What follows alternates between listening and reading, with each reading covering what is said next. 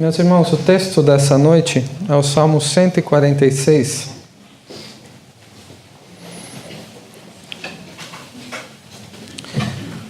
Um dos últimos salmos do Saltério. O Salmo 146 é o primeiro de um grupo de salmos que são expressões de louvor ao nosso Deus. A partir do Salmo 146 ao 150, nós vemos que eles começam e principalmente terminam com Aleluia. É uma expressão de louvor, louvado seja o Senhor. E eles têm um propósito de estarem aqui no final do Saltério. E nós leremos o Salmo 146 e depois veremos um pouco daquele que é o propósito deste salmo na palavra de Deus. Diz assim a palavra do nosso Deus: Aleluia! Louva, ó minha alma, ao Senhor. Louvarei ao Senhor durante a minha vida. Cantarei louvores ao meu Deus enquanto eu viver. Não confieis em príncipes, nem nos filhos dos homens, em quem não há salvação. Sai-lhes o espírito, e eles tornam ao pó. Nesse mesmo dia perecem todos os seus desígnios. Bem-aventurado aquele que tem o Deus de Jacó por seu auxílio, cuja esperança está no Senhor seu Deus, que fez os céus e a terra, o mar e tudo o que neles há, e mantém para sempre a sua fidelidade, que faz justiça aos oprimidos e dá pão aos que têm fome. O Senhor liberta os encarcerados, o Senhor abre os olhos aos cegos, o Senhor levanta os abatidos, o Senhor ama os justos, o Senhor guarda o peregrino, ampara o órfão e a viúva, porém transtorna o caminho dos ímpios. O Senhor reina para sempre. O teu Deus, ó Sião, reina de geração em geração. Aleluia. Bondoso Deus, nós te agradecemos mais uma vez por podermos, neste momento de culto, diante do Senhor e de irmãos amados, te adorar e de, nesse momento em especial, ouvirmos o que o Senhor tem a nos dizer. Que o Senhor nos fale profundamente aos corações, que o Senhor, na maneira que nos esclarecer nossas mentes e corações, possamos discernir os nossos dias, o tempo em que nós vivemos, olhando para nós mesmos, ao nosso redor, da tua perspectiva. E que encontremos motivos para expressarmos nossa gratidão, nossa confiança e a esperança que temos no Senhor, seja qual for a circunstância. É o que nós rogamos, agradecidos, no nome de Jesus. Amém. Meus irmãos, como eu disse, esse conjunto de salmos, do 146 ao 150, eles começam, também terminam com Aleluia. Estes salmos, eles têm um propósito de nos conduzirem a Deus, nos conduzindo para que expressemos a Deus sobre o motivo pelo qual Deus deve ser louvado, Deus deve ser adorado. A partir deste Salmo 146, você não irá encontrar lugar para petições, para pedidos. Não encontrará aquelas queixas, os lamentos que muitas vezes encontramos no livro dos Salmos, mas não aqui nestes Salmos. Aqui somente o louvor é colocado. Expressões de louvor, de exaltação e de adoração ao nosso Deus. Você deve se lembrar do Salmo 1, que começa: Bem-aventurado o homem que não anda segundo os conselhos dos ímpios e que tem o seu prazer na lei do Senhor e nela medita dia e noite. Começa falando sobre o homem que é bem-aventurado. E o Saltério termina sobre o Deus que deve ser louvado. De um modo crescente, todo o salmo que tem uma organização não por acaso, mas com um propósito, do Salmo 1, de um modo progressivo, crescente, culmina nesses últimos salmos, do 146 ao 150, sobre o Deus que deve ser louvado, sobre o Deus que deve ser adorado por aquele que é bem-aventurado. Se eu e você somos bem-aventurados, nós devemos aprender na trajetória da nossa vida, que deve ser acompanhada por cada um destes salmos, em cada um dos momentos que nós passamos, momentos de dificuldade, momentos de alegria, momentos que parece que Deus não nos ouve, momentos em que nos sentimos perseguidos, momentos em que temos a consciência de pecado e rogamos a Deus o perdão por eles e até por aqueles que nós não percebemos que cometemos. Na nossa jornada, quando nós amadurecemos segundo a vontade de Deus, nós devemos compreender que cada situação da nossa vida deve culminar em louvor ao nosso Deus. E o Salmo 146 é o primeiro que fala sobre um aspecto dessa expressão do louvor que deve proceder dos lábios daquele que tem como meditação a palavra de Deus a cada dia da sua vida. Vivemos em dia de eleições e hoje foi exatamente o dia das eleições. Existem muitos comentários sobre um ou outro candidato, não é verdade? É impressionante como a partir de uma única entrevista de um candidato ou de um único debate, as pessoas enxergam de maneiras completamente diferentes a mesma frase ou o mesmo posicionamento de determinada pessoa. Há muitos que o elogiam por aquilo e pela mesma frase muitos criticam aquele candidato.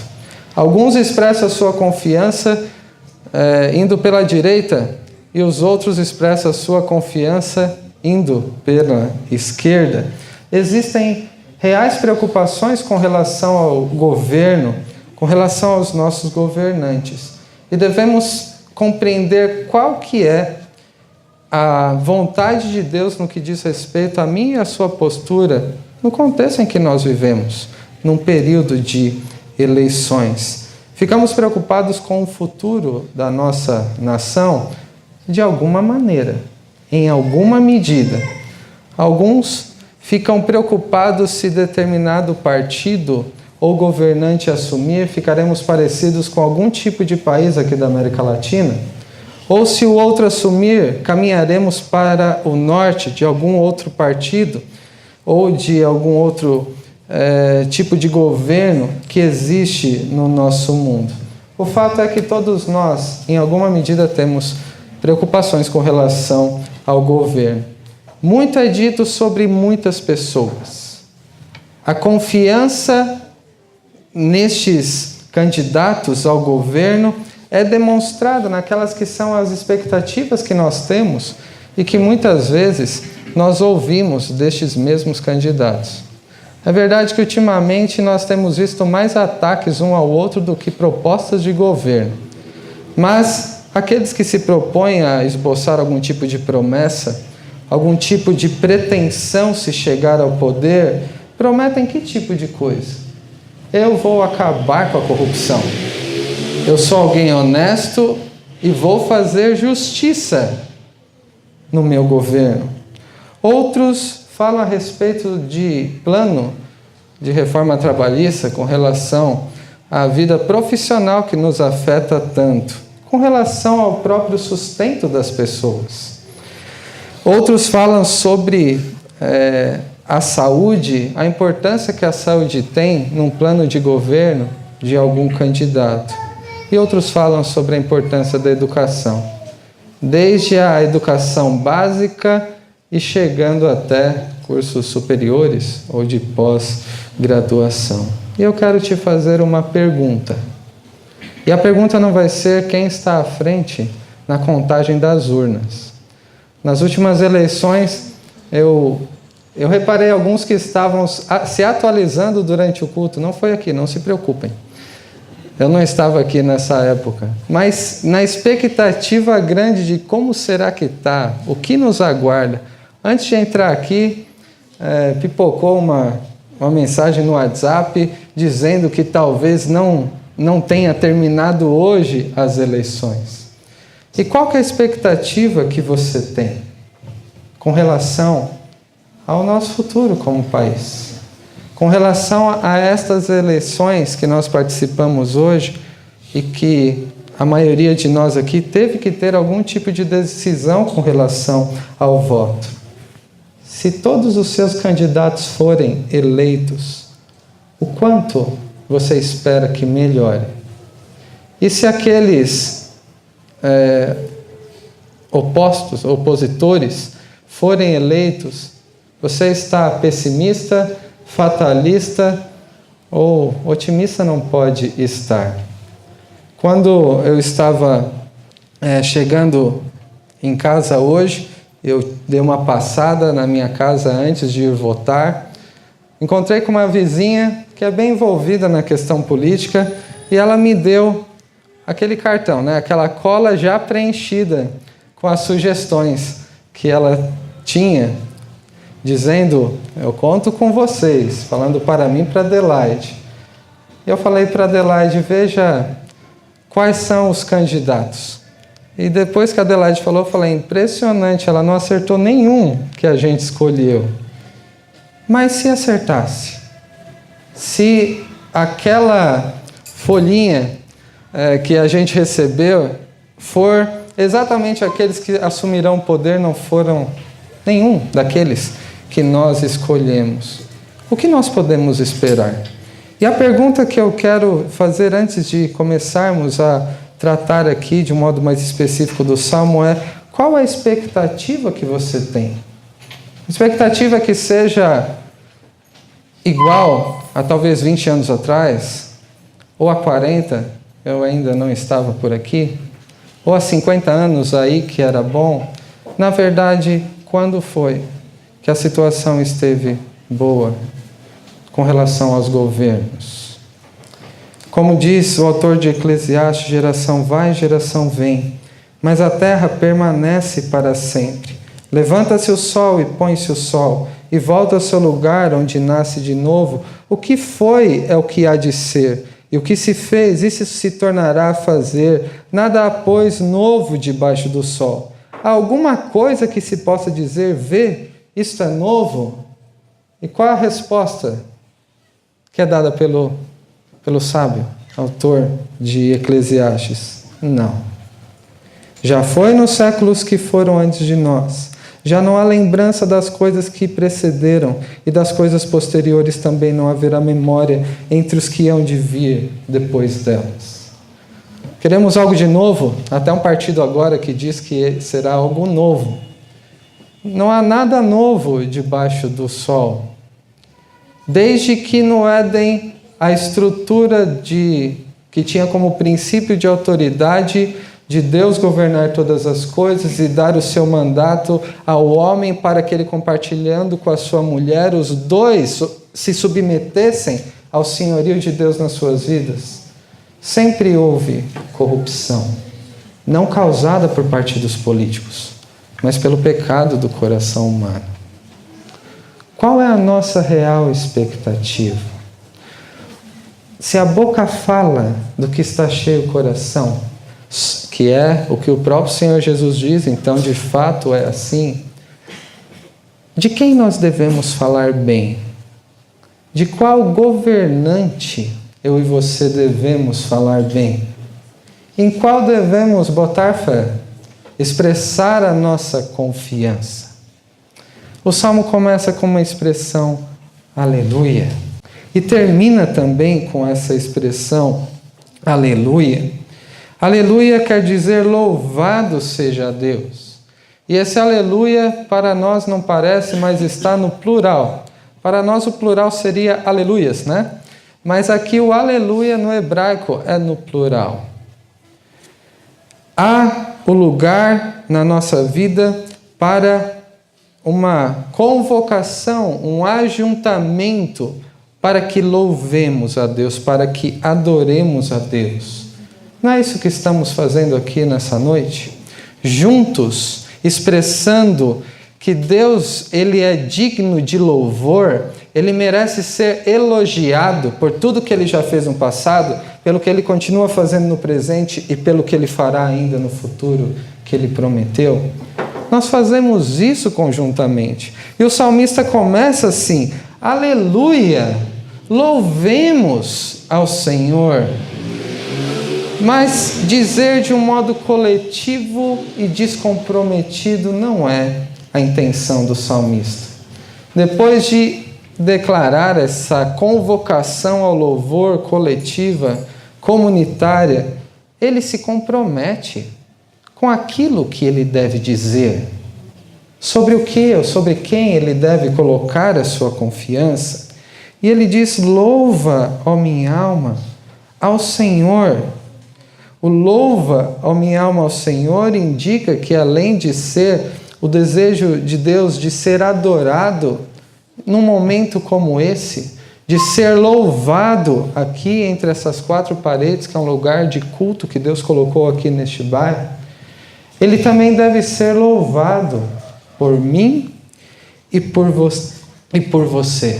E quando diz aqui, ó minha alma, expressa que é com tudo que nós somos, com o nosso pensar, com os nossos desejos, com as nossas atitudes, com aquilo que devemos deixar de fazer para que Deus seja louvado, para que Ele não seja envergonhado por mim e por você, que temos o nome de Deus sobre nós. E o salmista diz aqui: louva a minha alma ao Senhor. E qual é a necessidade dele falar consigo mesmo? Não sei se vocês já viram alguém falando consigo mesmo, andando por aí. Já aconteceu e eu percebi que a pessoa estava com um fone, daqueles bem discretos assim, e ainda assim pareceu estranho. Mas alguém falar consigo mesmo, qual seria a necessidade disso para o salmista? Você pode dizer que é sempre natural, da sua parte como filho de Deus, louvar a Deus?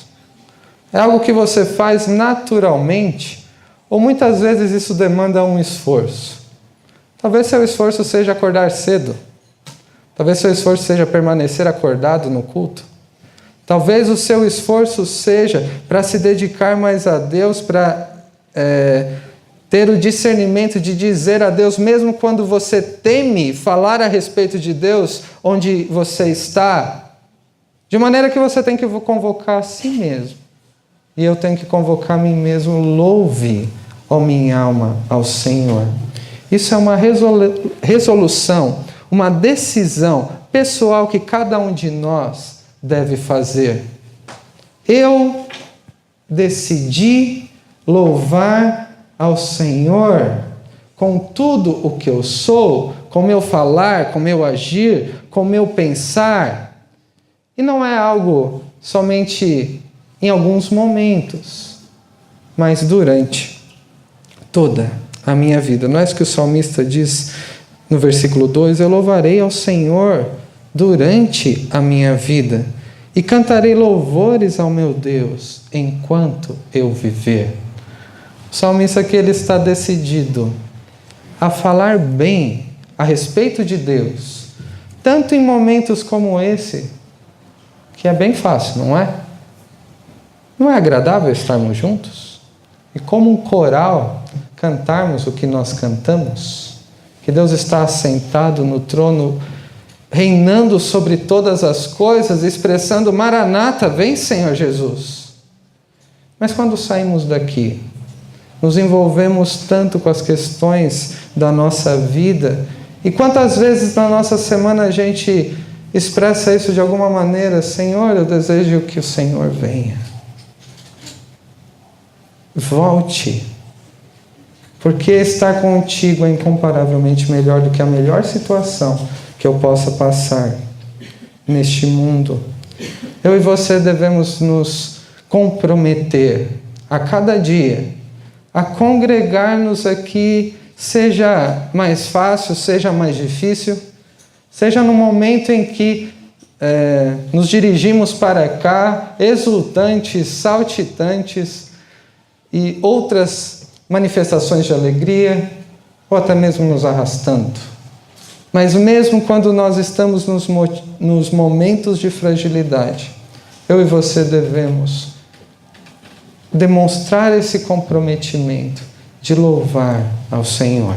E o salmista nos diz a respeito dos motivos pelos quais ele quer louvar a Deus durante toda a sua vida. E no versículo 3 parece que o que ele diz trunca um pouco a continuação do salmo. Ele diz que quer louvar a Deus e cantar louvores a Deus enquanto viver. E ele diz: não confieis em príncipes, nem nos filhos dos homens, em quem não há salvação.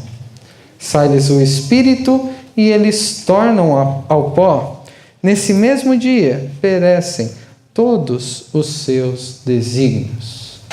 Muitas vezes a gente tem a tendência de colocarmos a nossa confiança em outras coisas, de procurarmos falar bem de outras coisas, de nutrirmos a nossa esperança de melhoras, como a situação do nosso país, em outras coisas ou pessoas.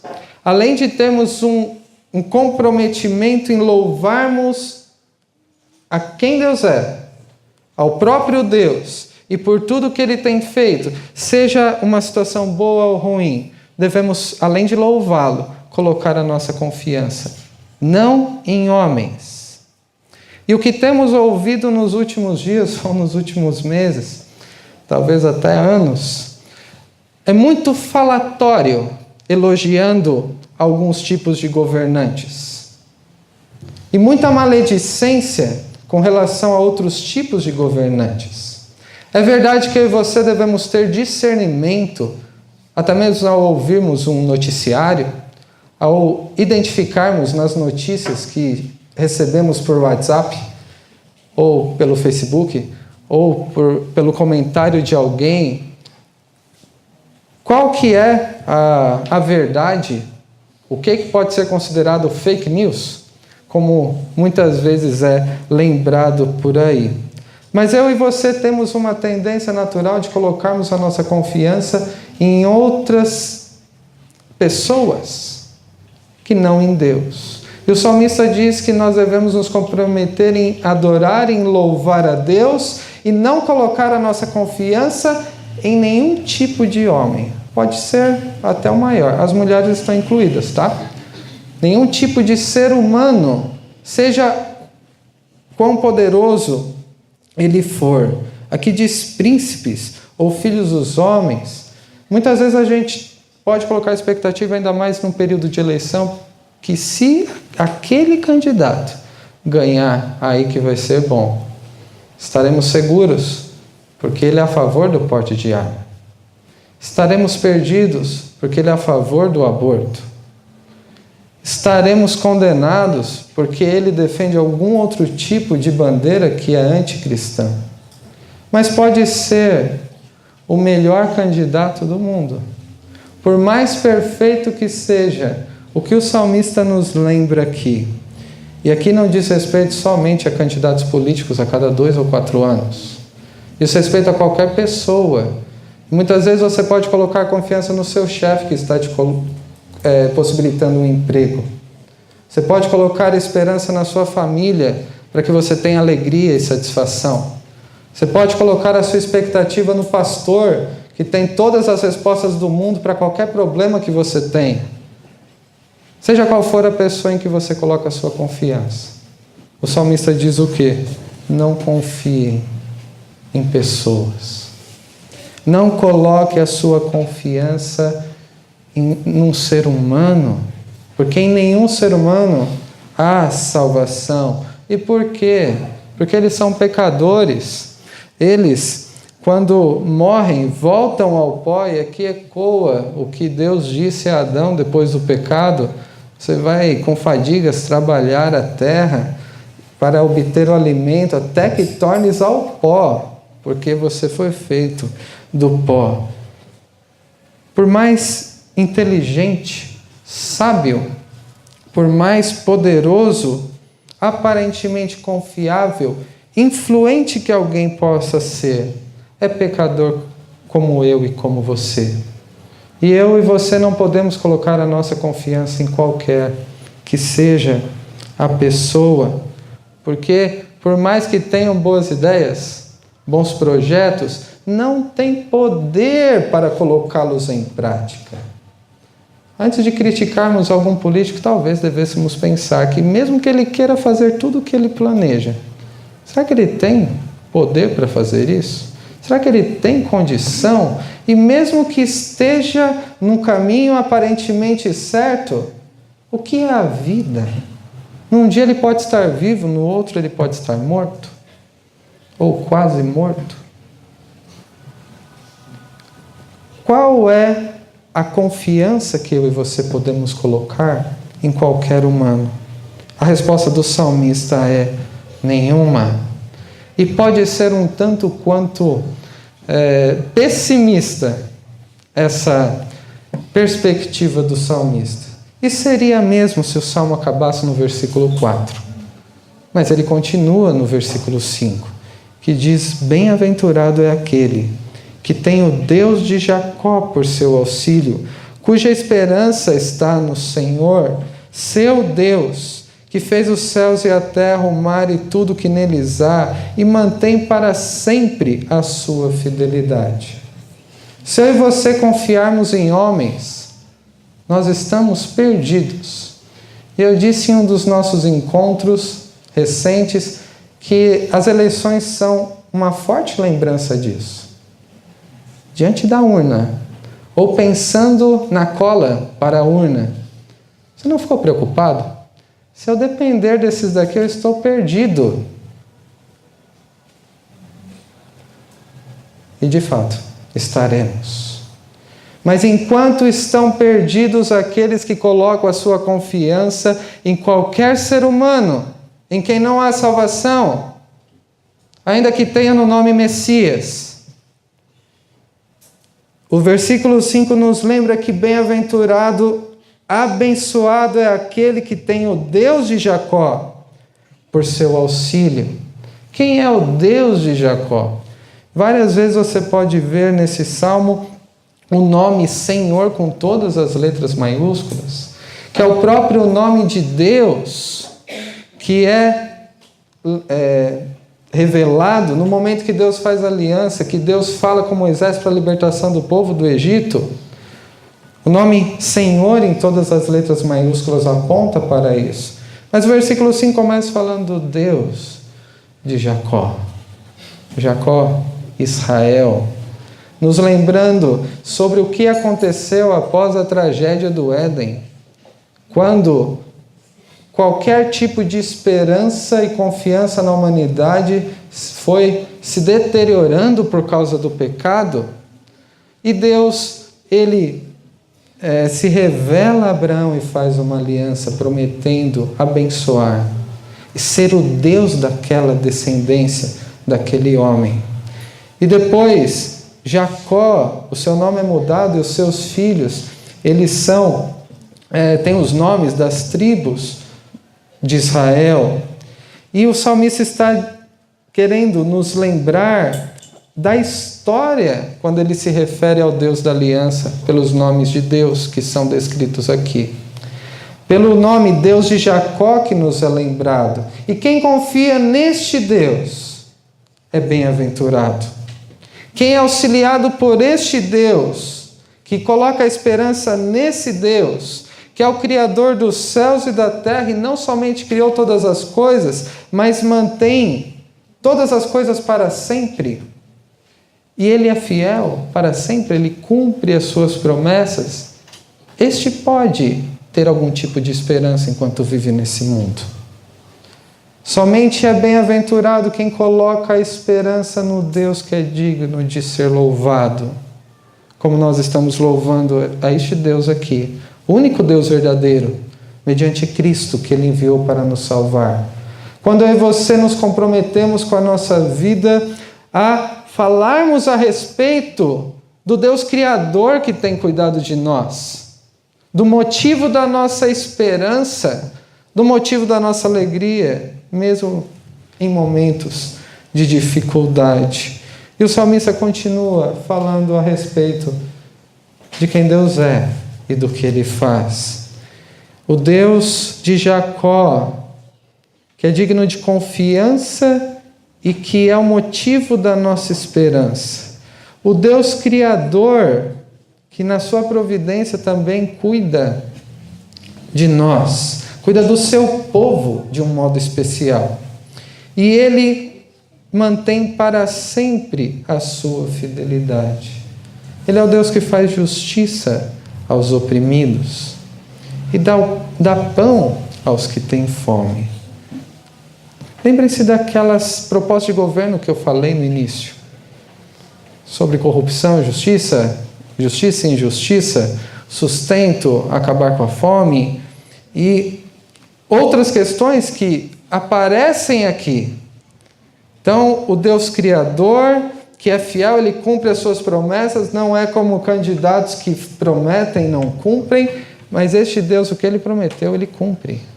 E ainda que pareça tardar, como Deus disse a Abacuque, não tarda. Ele cumpre no tempo que Ele determinou aquilo que Ele prometeu. Versículo 7, novamente, que faz justiça aos oprimidos e dá pão aos que têm fome. O Senhor liberta os encarcerados. O Senhor abre os olhos aos cegos. O Senhor levanta os abatidos. O Senhor ama os justos. Nosso Deus é o Deus justo que age com justiça em favor de quem o teme.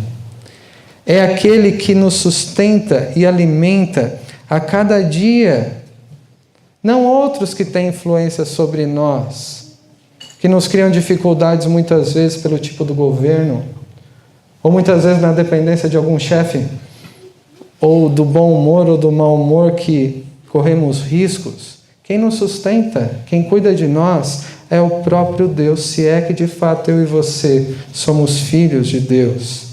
O Senhor liberta os encarcerados, abre os olhos aos cegos, levanta os abatidos.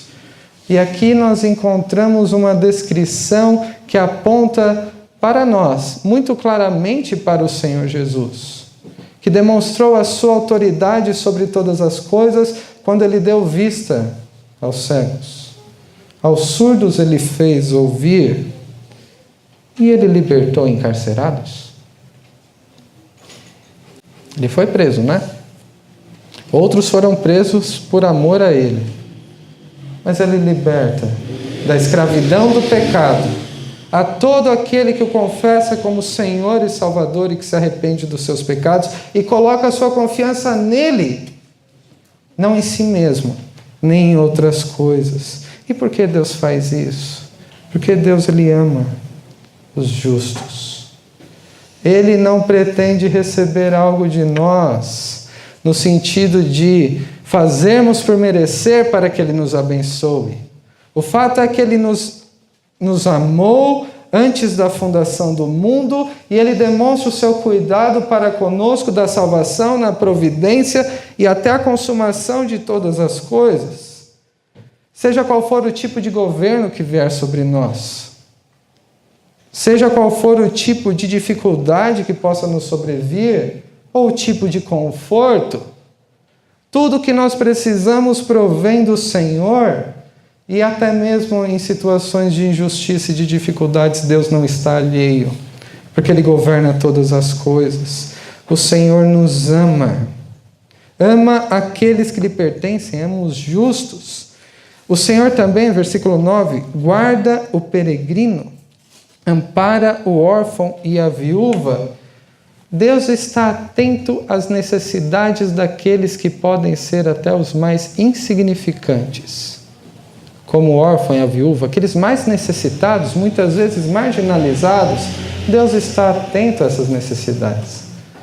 Se você, como eu, entende que é insignificante do ponto de vista social, no nosso país ou no nosso mundo, e se você é verdadeiramente filho de Deus, você pode ser lembrado, à luz deste salmo, que não importa quem você seja, se Deus te ama, Ele cuida de você, Ele supre as suas necessidades, Ele te guarda, te protege, te ampara, porém, transtorna o caminho dos ímpios. Enquanto Ele demonstra de várias maneiras, como foi visto aqui, o seu cuidado amoroso para com aqueles que são seus. Ai daqueles que agem de um modo ímpio. Isso também não passa de ser apercebido aos olhos de Deus. Ainda que injustiças neste mundo prosperem, parece que nunca vão acabar. Parece que aqueles que agem com impiedade, com desonestidade, de um modo corrupto, nunca vão receber aquilo que verdadeiramente merecem. Se lembrem, qualquer um que seja, morre, volta ao pó, e o espírito volta a Deus que deu e já recebe a sua justa sentença. Mas ainda haverá um dia em que Deus transtornará o caminho dos ímpios, daqueles que se mantiverem rebeldes contra o Senhor, daqueles que colocaram a sua confiança e a sua esperança e o motivo da sua alegria em outras coisas que não em Deus, estarão transtornados, ainda que nessa vida pareçam prosperar. E por último, o salmista nos lembra que o Senhor reina para sempre. O teu Deus, ó Sião, reina de geração em geração. Aleluia. Como foi orado pelo nosso irmão Leonardo, é Deus que levanta reinos e que também os remove. Levanta governantes e também os tira. E Ele tem um propósito para cada ato da sua soberania e nós não podemos compreender por completo. Seja qual for o tipo de apreensão que eu e você podemos ter nutrido no nosso coração e nas nossas mentes, principalmente nos últimos tempos, nós devemos lembrar que mais do que falar a respeito de pessoas e de demonstrar a confiança que temos um ou em outro candidato, nós temos muito a falar bem daquele que é santo, perfeito, que tem um governo sobre todas as coisas e que não precisa ser eleito para reinar sobre nós. Do Deus que cuida daqueles que o amam, de cada detalhe das nossas vidas, seja quem nós formos, e aquele que há de reinar para sempre. Não somente até a nossa era terminar, mas além dela também, quando estaremos com Ele, por toda a eternidade, se é que de fato eu e você já fomos convertidos ao Senhor e se o amamos, porque Ele nos amou primeiro. Precisamos rogar a Deus que abençoe nossas vidas e nossa nação. Mas não é verdade que, como eu disse às crianças, temos muito a agradecer a Deus pelo seu cuidado. Podemos dizer juntos, louvado seja Deus, aleluia! Mas também podemos e devemos adorar a Deus na nossa particularidade, procurando viver de um modo a bendizer a Deus e a expressar a confiança que temos em Deus, de maneira que quando nos perguntarem diante dessa tragédia nacional, seja ela qual for, ou como entendam isso, qual é o motivo da sua alegria? A gente está perdido. Que tenhamos a segurança e a coragem e a ousadia, assim como o salmista, de bendizer a Deus, de elogiarmos o governante do universo que cuida daqueles que o amam. Porque Ele nos amou, então podemos amá-lo e esperança nós temos somente nele. Que Deus nos abençoe a vivermos uma vida de louvor, bendizendo primeiramente a Deus, colocando nele a confiança. E à luz desse louvor e dessa confiança, tenhamos discernimento para nos posicionarmos no mundo em relação ao nosso país, aqueles que estão ao nosso derredor, da maneira como a Escritura nos ensina a confiarmos em Deus e encontrarmos então motivos para louvá-lo por todos os dias da nossa vida. Que Deus os abençoe. Amém.